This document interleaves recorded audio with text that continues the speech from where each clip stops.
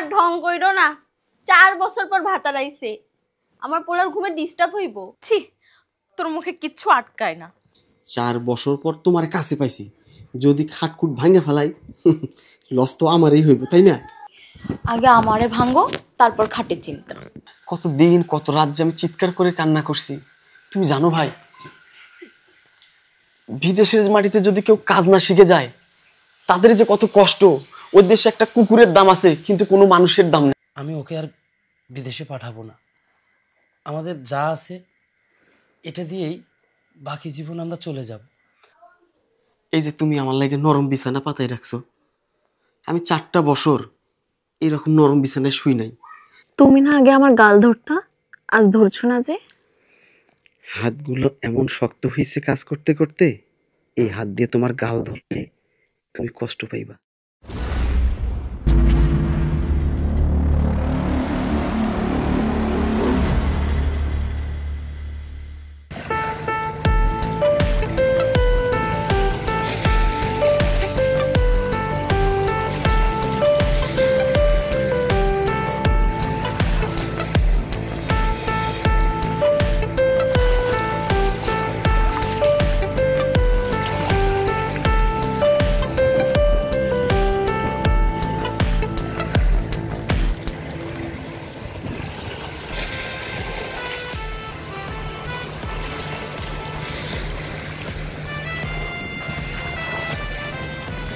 আয় আয় ভাই আয়।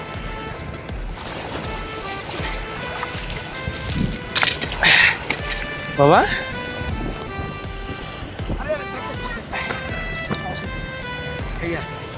এই ভাই আমার, কেমন আছিস তুই? আমি ভালো আছি ভাই। একদম শুকাই গেছিস, কত বছর পর তোর সাথে দেখা। আরে বিদেশ, অনেকদিন জার্নি করে এই বিদেশের জন্যই তোকে ছাড়া আমি এতটা বছর ছিলাম। এই দেখ আমাদের সময় সময় অনেক বড় হয়ে গেছে।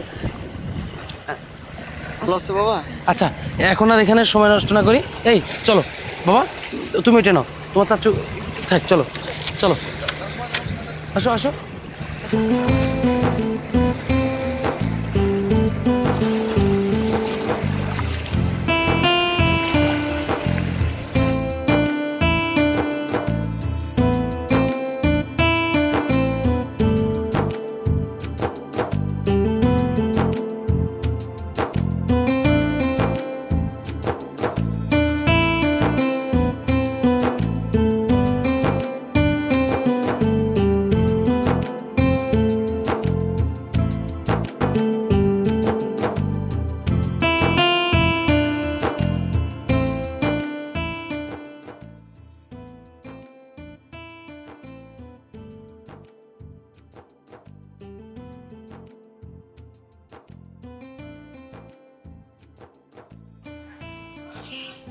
চল চল ভাইয়া, এটা কি হয়ে গেল ভাইয়া?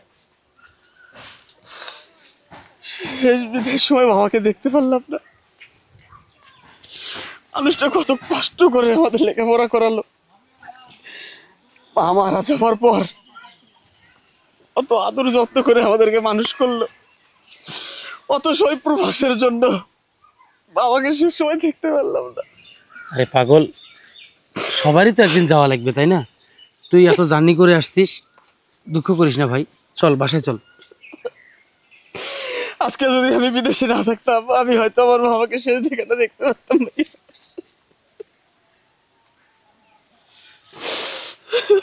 এটা আমাদের নিয়তি রে, কোনো মানুষ পৃথিবীতে আজীবন থাকবে না, সবাইকেই চলে যেতে হবে। তবে হ্যাঁ, তোকে যদি ওই দূর প্রবাসে না পাঠাতাম তাহলে হয়তো আজকে এই দিনটা তোকে দেখতে হতো না। তুমি ওকে কেন বিদেশ পাঠালে ভাইয়া? আমি বিদেশ না গেলে আমার বাবাকে শেষ দেখাটা দেখতে পারতাম ভাইয়া। শোন ভাই আমার, পাগলামি করিস না, চল বাবা, চল চল বাসে চল।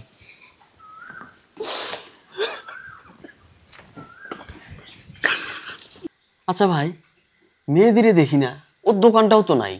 কোন মেহেদি? তোর ওই বন্ধু মেহেদির কথা বলছিস? আরে ও তো এখন বিশাল কারবার, ও তো এখানকার দোকান বাদ দিছে। শহরের মধ্যে ওর এখন 3টে দোকান, প্রচণ্ড বেচা কিনা। আর এখন মেহেদির অনেক টাকা। শোন, তুই যে দেশে আসছিস এটা হয়তো এখনো জানে নাই, জানলে তোর সঙ্গে দেখা করতে আসতো। চিন্তা করিস না, কালকে আমি ওকে ফোন দিয়ে দেবো, ও তোর সঙ্গে দেখা করে যাবে। ভাই এই জায়গায় তো আমার কষ্ট। তোমাদের আমি কত হাতে ধরেছি, পায়ে পড়েছি, ভাই আমার একটা ব্যবসা করার জন্য টাকা দাও, তোমরা দিলা না। তখন যদি আমার তোমরা ব্যবসা করার জন্য কিছু টাকা দিতা, আজকে মেহেদির মতো আমারও 2-3টা দোকান থাকতো। ঠিকই, কিন্তু বিদেশ পাঠানোর সময় জমি বিক্রি করে 4 লাখ টাকা দিলে। তুমি জানো ভাইয়া বিদেশে কত কষ্ট। খুব কষ্টে ছিলি ভাই তুই। ভাই আমি তো তোমাদেরকে বলি নাই তোমরা কষ্ট পাবা বলে। কত দিন কত রাত যে আমি চিৎকার করে কান্না করছি। তুমি জানো ভাই, বিদেশের মাটিতে যদি কেউ কাজ না শিখে যায় তাদের যে কত কষ্ট। ওই দেশে একটা কুকুরের দাম আছে কিন্তু কোনো মানুষের দাম নেই।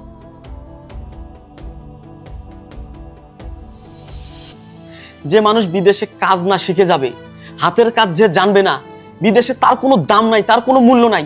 ওই দেশে একটা কুকুরের যে দাম আছে একটা মানুষের সে দাম নাই। তবে ভাইয়া বিদেশে যদি কেউ হাতের কাজ শিখে যায় তাহলে তার টাকার অভাব নেই। কি বলিস তুই ভাই? তুইও তো কোনো কাজ শিখে যাস নাই, তাহলে নিশ্চয়ই তুইও অনেক কষ্ট করছিস, তাই না? এবার তাহলে তুমি বোঝো ভাইয়া, আমিও তো কোনো কাজ শিখে যাইনি, তাহলে আমার জীবনটা কত নরকে ছিল, আমি কত কষ্ট করেছি, আমার কত কষ্ট গেছে ওই বিদেশ মাটিতে। তোমরা জানো ভাইয়া, এক বেলা খেয়েছি তো 2 বেলা না খেয়ে থাকছি, মানুষের দ্বারে দ্বারে গেছি। বিদেশে কেউ কাকে দেখার সময় নাই ভাইয়া। বিদেশ মানেই কষ্ট, বিদেশ মানেই জীবন যুদ্ধ। তার মানে এই সমস্ত দালালরা আমাদেরকে মিথ্যে বলে বলে বাংলাদেশ থেকে প্রত্যেকটা মানুষকে মিথ্যা আশ্বাস দিয়ে নিয়ে যায়, তাই না ভাইয়া? বাংলাদেশের মানুষ এখনো অনেক কিছু জানে না ভাইয়া।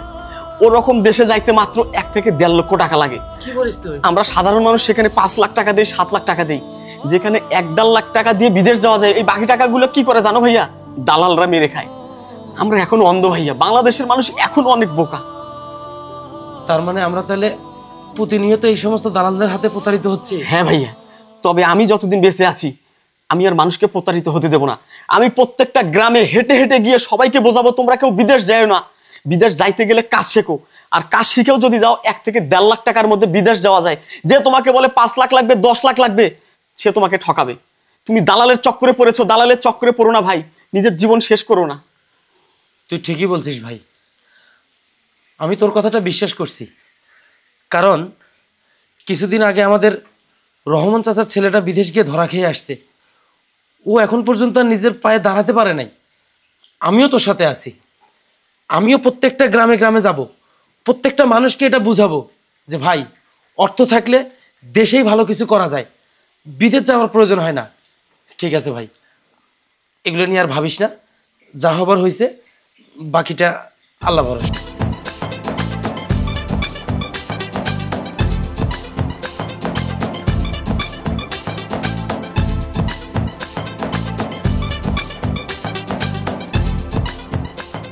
হ্যাঁ ভাইয়া, আমি আর বিদেশ যাব না ভাইয়া, আমি দেশেই কাজ করবো ভাইয়া। ভাইয়া অবশ্যই আমরা গ্রামে গ্রামে যাব, প্রত্যেকটা মানুষের দ্বারে দ্বারে যাব, সবাইকে বুঝাবো কেউ যেন বিদেশে না যায়, দেশেই যেন তারা কর্ম করে, দেশেই যেন তারা কর্ম করে খায়। ঠিক আছে ভাইয়া? ঠিকই বলছিস ভাইয়া তুমি তাহলে থাকো, আমি একটু আসি। হ্যাঁ,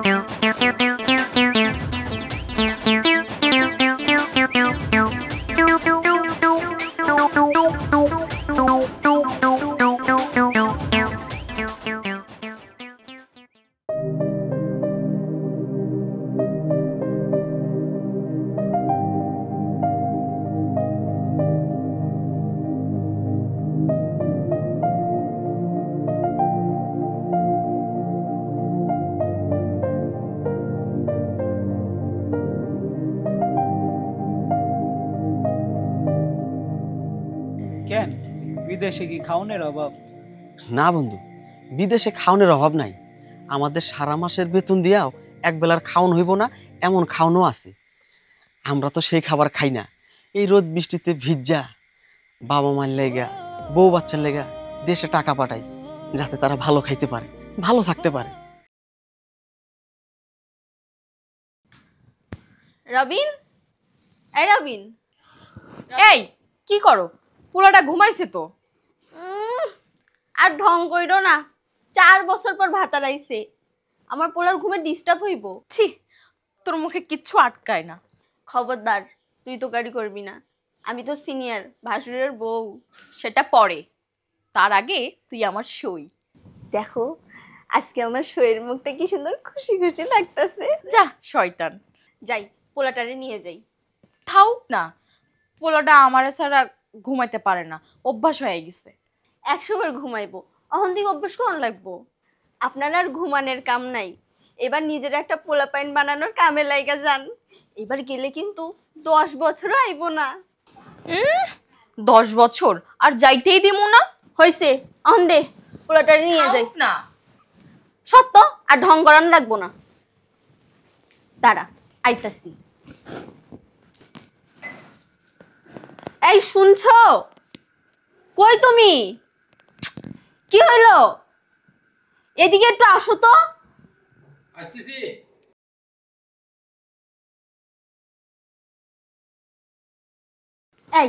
এই কাপড় পরে সারাদিন কত কাজ কাম করলি, রান্না বাড়ি করলি, এবার যা কাপড়টা একটু চেঞ্জ কর, একটু সাজুগুজু কর। আমার দেবরের কাছে এইভাবেই যাবি নাকি? হরম যদি।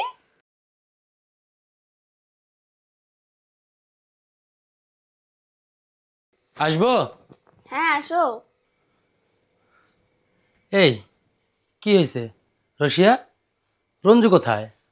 অজয়দার লগে বাইরে গেছে। বেশি দূরে যায়নি, আমি দেখতেছি। তুমি পোলাটারে নিয়ে ঘরে যাও।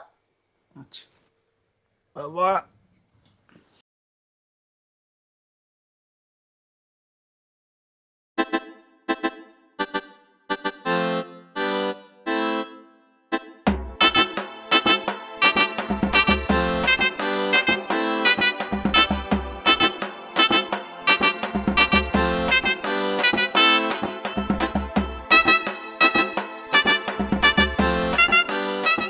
বুঝছস? এই হলো বিষয়। রঞ্জু ভাই, রঞ্জু ভাই।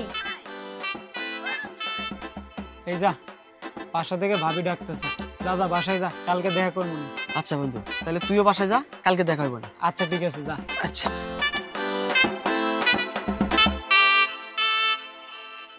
হ্যাঁ ভাবি বলো। এই, তোমার কি কাণ্ড জ্ঞান বলতে কিচ্ছু নাই? এতদিন পর দেশে আসছো, কই একটু বউকে সময় দিবা, তা না করে আড্ডা মারতিছো বন্ধুর সঙ্গে। সরি ভাবি, সরি, একদম সরি। আচ্ছা ঠিক আছে, চলো। বেচারি কতক্ষণ ধরে সেজেগুজে বসে আচ্ছা আছে। বাবা, ভুল হয়েছে, চলো তো। আসো। চলো। আরে চলো।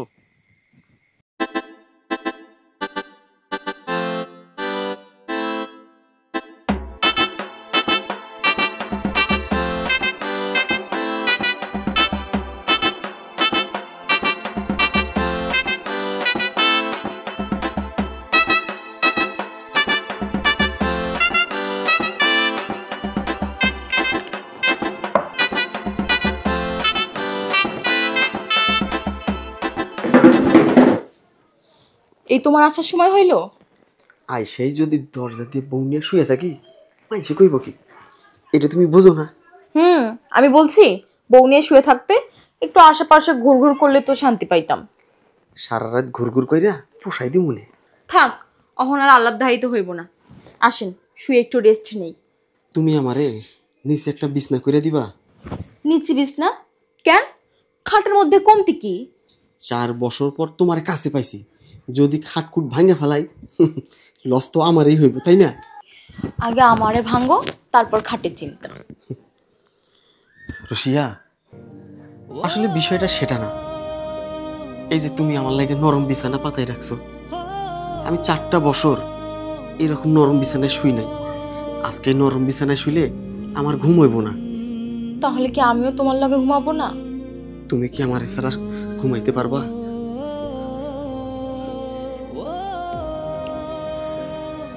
চলো আজকে আমরা নিচে ঘুমাবো। ঠিক আছে। নাও।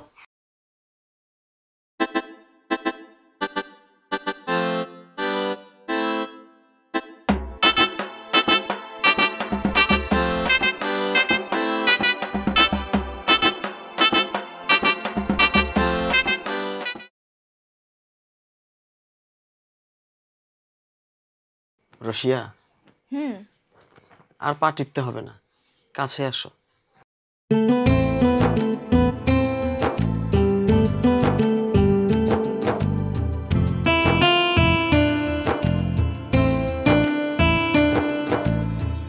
আরে এত সেবা যত্ন বাদ দাও তো, তুমি সারাদিন কত পরিশ্রম করছো, একটু পাশে শো আমার।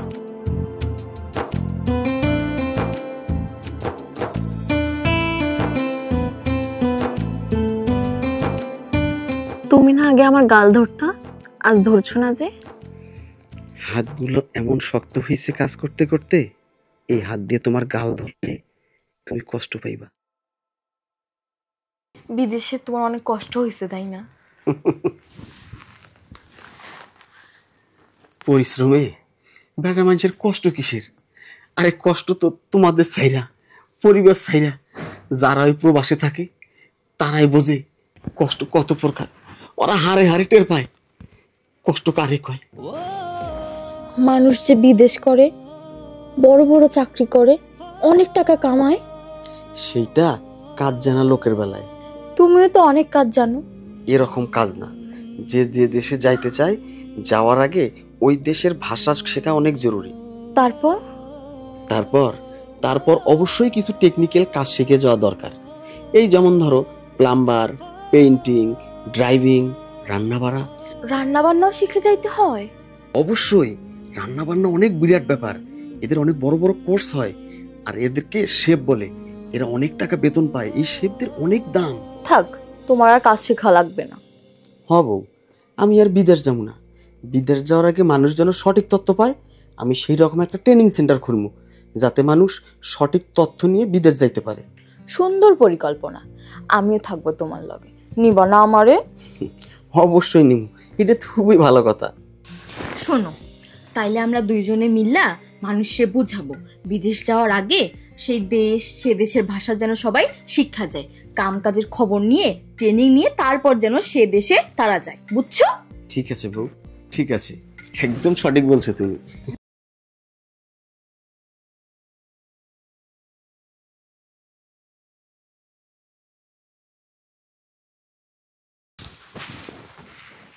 ভাইয়া, এই ভাইয়া, এদিকে আসো। আরে এদিকে আসো।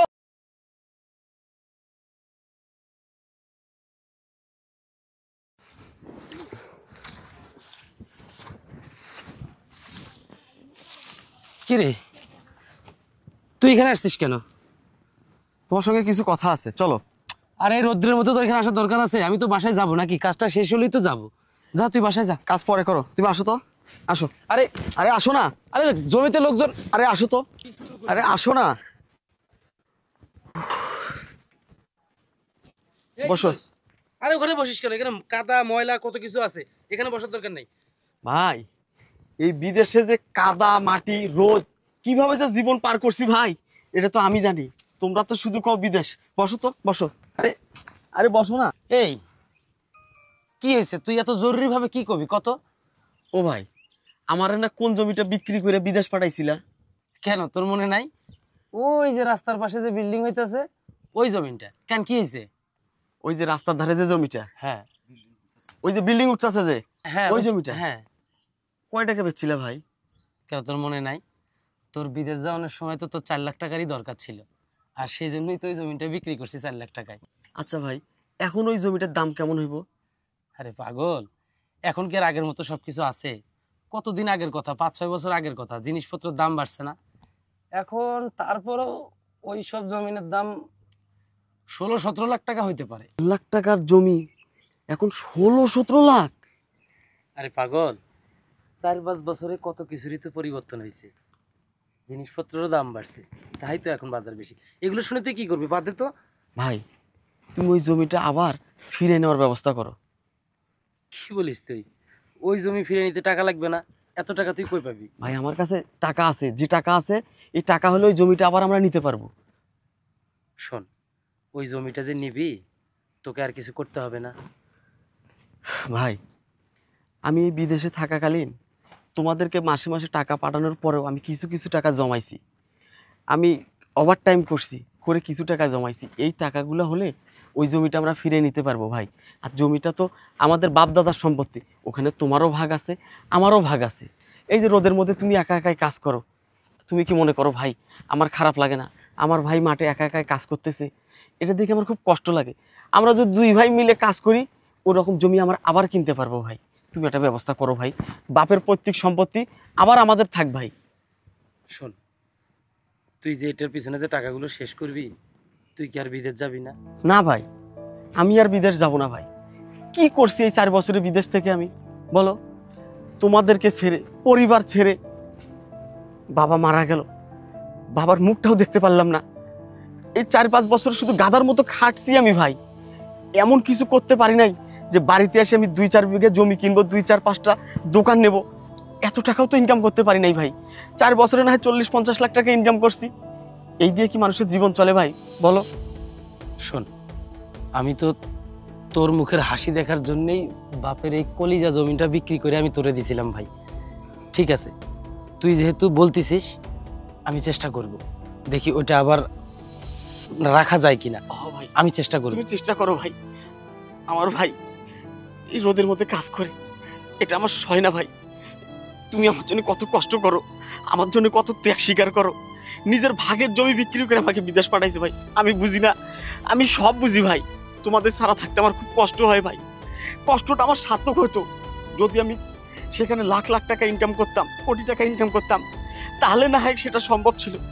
দিন শেষে দেশে থেকে যে ইনকাম হয় ওই প্রবাসে গিয়ে সেই টাকা ইনকাম করি, তাহলে আমি কেন তোমাদের ছাড়া থাকবো ভাই?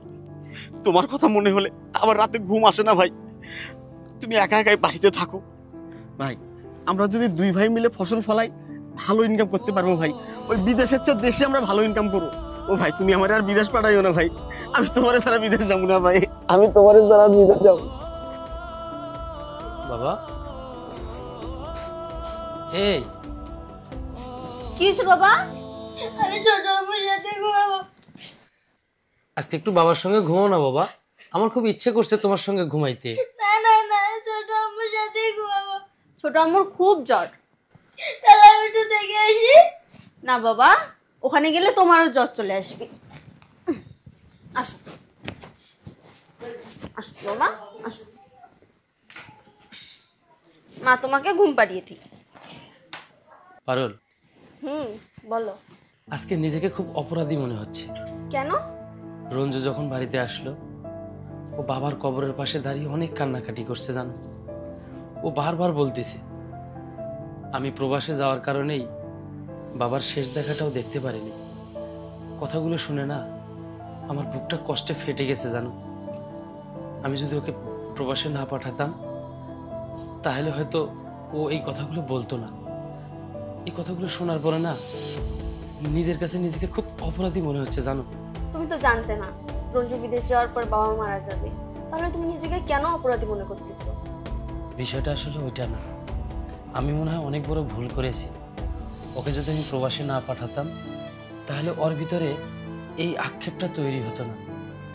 আমি একটা সিদ্ধান্ত নিয়েছি জানো, আমি ওকে আর বিদেশে পাঠাবো না। আমাদের যা আছে এটা দিয়েই বাকি জীবন আমরা চলে যাব। আমরা 2টা ভাই একসঙ্গে থাকবো, একসঙ্গে চলবো। কত মানুষ ছোট ভাই বড় ভাই কত আনন্দ করে তুমি জানো। শুধুমাত্র এই প্রবাসের কারণে আমি আমার ভাইটারে কতই না কষ্টে রাখছিলাম। প্রবাস মাটিতে কেউ কারো নয় জানো তুমি, সবাই না সবার চিন্তায় মগ্ন থাকে। ও যখন বারবার কান্না করে করে কথা বলছিল আমি বুঝতে পারছি যে ওর ভিতরে চাপা কষ্টগুলো না ও কেন জানি মানে বোবা কান্নার মতো এক একটা চোখের পানির ফোঁটায় বোঝাই দিচ্ছে। শোনো, তুমি আমার একটা কথা রাখবে? আমি সকালে রঞ্জুকে বলবো যে ভাই আর তোকে বিদেশে যেতে হবে না। তোর এই কষ্টের মুখটা আমি আর দেখতে চাই না রে। দেখো, এই 4টা বছর ওর এই বউটা কত কষ্ট করে আমাদের বাড়িতে পড়ে আছে। আমিও তো মানুষ, হয়তো ভালো বংশের মেয়ে জন্যেই এখন পর্যন্ত কোনো ধরনের বদনামের মুখোমুখি আমরা হইনি। তুমি আমাকে কথা দাও, তুমি আমাকে হেল্প করবে এই বিষয়ে। আমি কথা দিচ্ছি।